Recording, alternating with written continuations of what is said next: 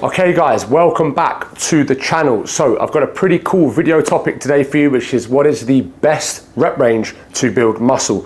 But first of all, as always, why should you listen to me? My name is Max Rogers. I own a coaching company where I've helped nearly 500 people build muscle and lose a whole load of fat. But in today's video, which is a cool one, remember guys, if you have any videos you want me to answer, drop me a DM. My Instagram is somewhere in the corner of the screen here. I love getting through these and I'm pumping out 3 videos a week. So, hi Max, love your videos. Thank you, bro. What is the best rep range to build muscle? I also want to build strength, but muscle is more important to me. I keep hearing different things. Please, could you elaborate? All right, cool. So, let's dive in, all right? First things first, okay?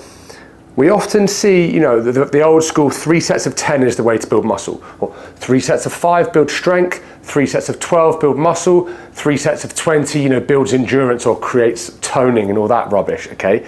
Guys, they all kind of do the same thing.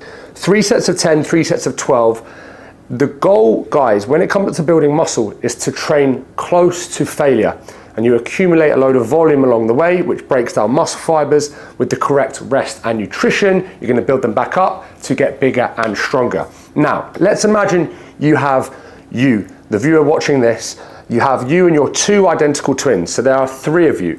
You all sleep the same, eat the same, but your rep range is different. One of you does 3 sets of 6, okay? Close to failure. So when he gets to 6, he's within 1 or 2 reps of failure.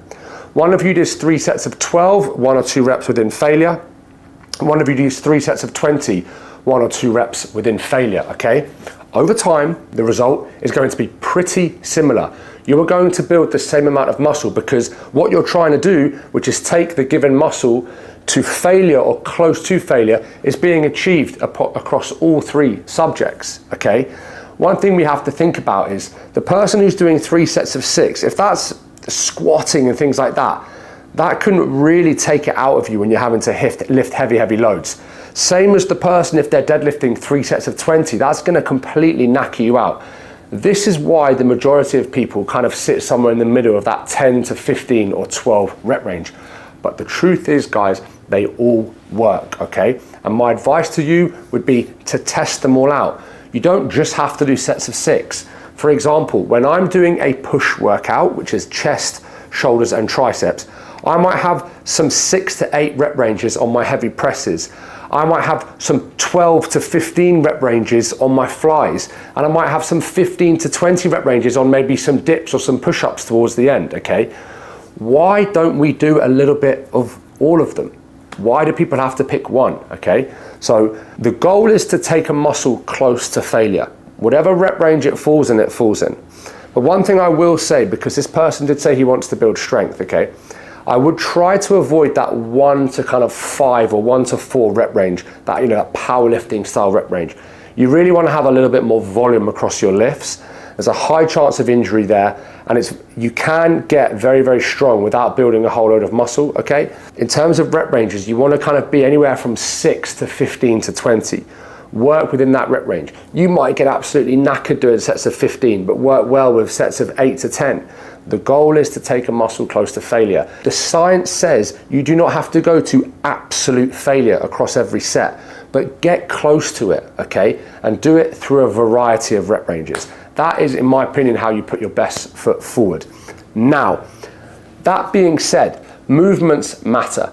If you're trying to build the most amount of muscle possible, okay? You really want to try and work as many muscle groups as possible. So you want to incorporate these big lifts. You want to be doing heavy presses. You want to be doing heavy rows. You want to be doing heavy shoulder presses, heavy hip hinges, heavy squats, deadlifts, these sort of movements, okay? At the start of your workout, focus on those bigger compound lifts, maybe in that slightly lower rep range, that 6 to 12 rep range. Towards the end of your workout, if you're working on an isolation movement where it's less fatiguing on the whole body, like a leg extension or a lateral raise, these tend to be, that 15 to 20 rep range, or pump or burning out, whatever you want to call it, okay? But what you don't really want to see is people going into a workout, doing 3 sets of 20 on leg extensions, and then trying to go into heavy squats for 3 sets of 8. It kind of defeats the point. You want to lift the most amount of load possible with the best form possible, okay? Now, if you are a complete beginner, I am a big fan of a 5x5, okay? 3 sets of 10, 30 reps, 3 sets of 8, 24 reps, 5 sets of 5, it's a nice middle ground. You are gonna build some strength and you are gonna build some muscle. It's more sets, less reps.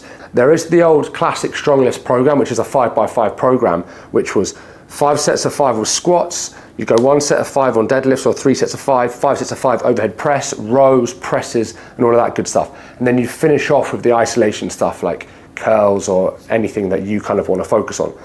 But if you're thinking this question was what is the best rep range to build muscle, you do need to make sure whatever it is, if it's a 5x5, a 3x10, a 3x15, that you are progressively getting stronger over time. And then of course, we can't end this video without talking about calories, resting, sleeping, and things like that. If you're not getting enough sleep, you're going to struggle to grow. If you're not eating a surplus of calories, you're going to struggle to grow. And if you're not resting in between sessions, you're going to struggle to grow. This is why I like the 5x5 strong list plan, because it's 3 days a week. This is why I got my ideal plan for a beginner. It's a 3-day plan or a maximum 4-day plan. Nobody needs to train 6-7 days a week, okay?